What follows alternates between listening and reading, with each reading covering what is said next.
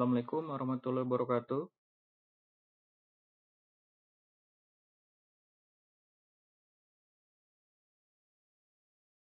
Selamat siang semuanya.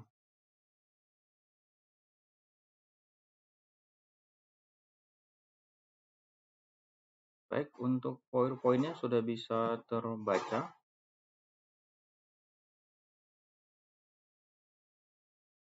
Ya, ya.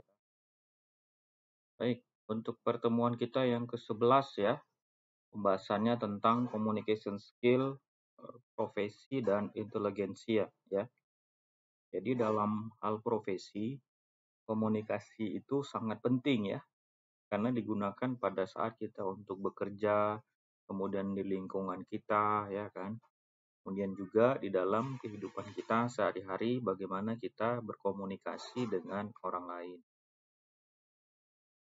Jadi komunikasi itu ya, itu tidak hanya kita sekedar berbicara. Tentunya ada communication skill-nya bagaimana membuat kita ya lebih kita mudah di tempat kerja ataupun di tempat usaha dan juga di lingkungan keluarga.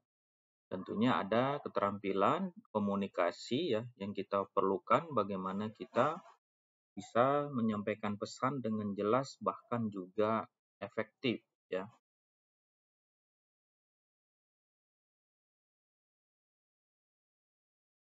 Communication skill tentunya ya menjadi yang harus kita penuhi atau kita ketahui dalam persaingan di era digital saat ini ya.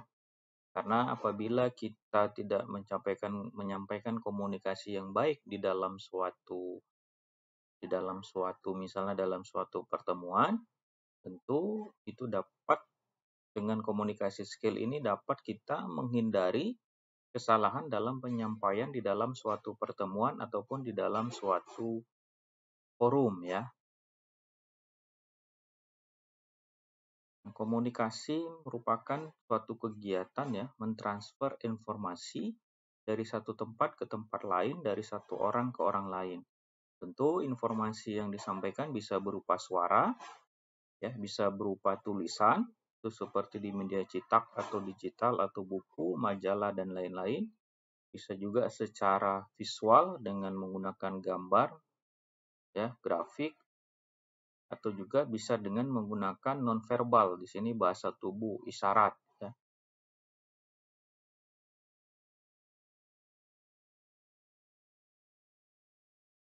Nah, dalam kita misalnya mau melamar pekerjaan, tentu ya dibutuhkan juga komunikasi kita pada saat kita melakukan wawancara ya.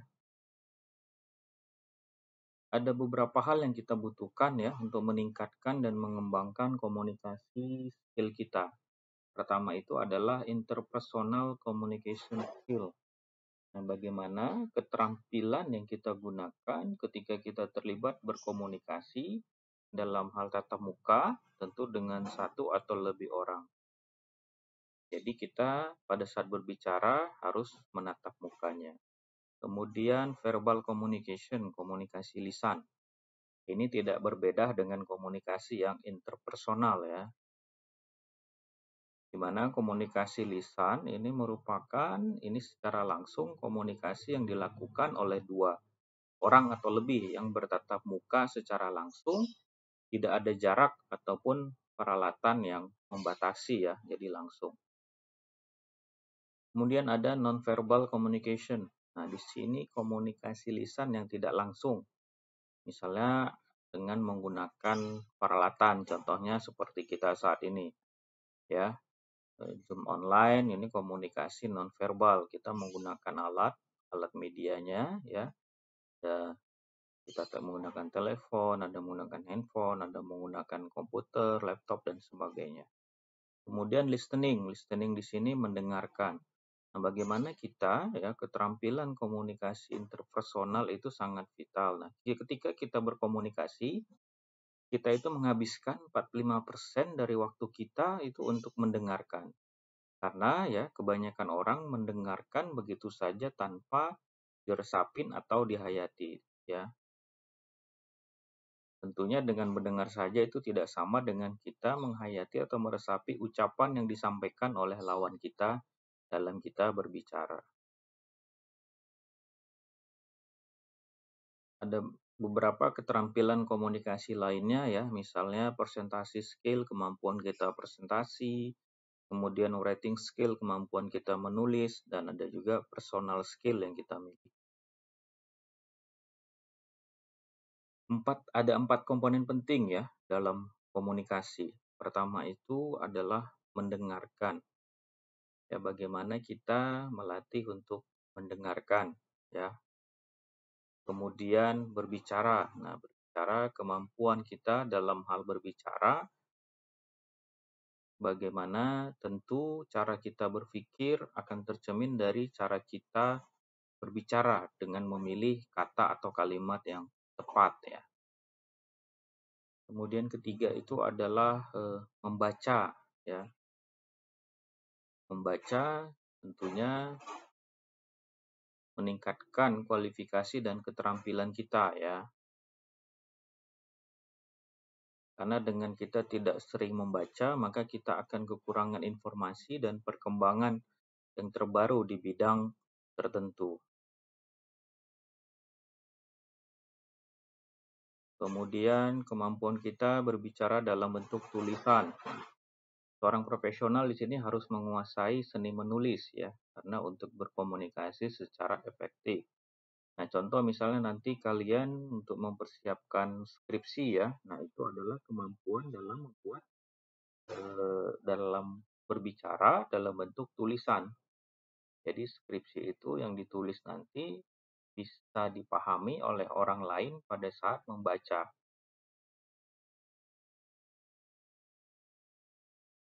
Kemudian masuk kita dari sisi pengertian inteligensi. Ya. Inteligensi tentu berasal ada dari bahasa Inggris, inteligensi ya.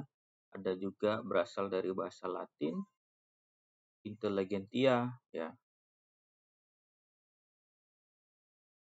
Inteligensi merupakan aktivitas atau perilaku ya, perwujudan dari daya atau potensi kita untuk memahami sesuatu.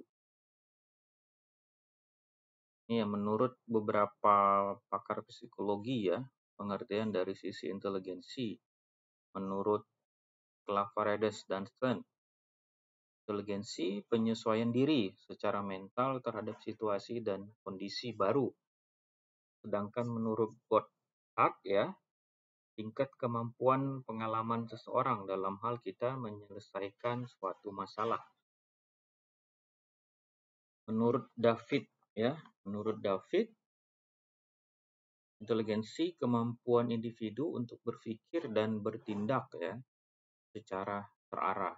Sedangkan Vernon, kemampuan untuk melihat hubungan yang relevan di antara objek ataupun gagasan. Ada beberapa macam-macam inteligensi ya. Pertama, inteligensi keterampilan verbal. Ini kemampuan kita untuk berpikir dengan kata-kata, menggunakan bahasa untuk mengungkapkan suatu makna. Kedua, inteligensi keterampilan matematis. Di sini kemampuan untuk menjalankan operasi matematis. Tiga, inteligensi kemampuan ruang, ya, kemampuan untuk berpikir secara 3 dimensi. Keempat, inteligensi kemampuan musikal. Di sini kepekaan terhadap pola tangga nada, ritme, dan juga mengingat nada-nada.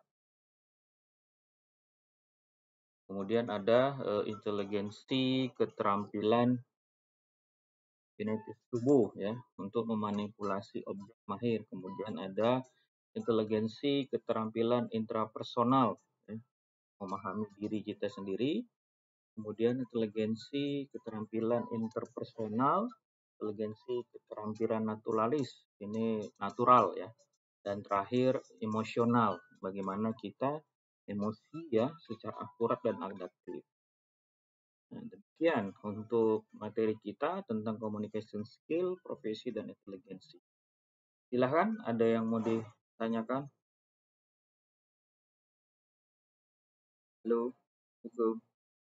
Halo, lagi ngajar online di rumah. Di rumah, ini mau selesai.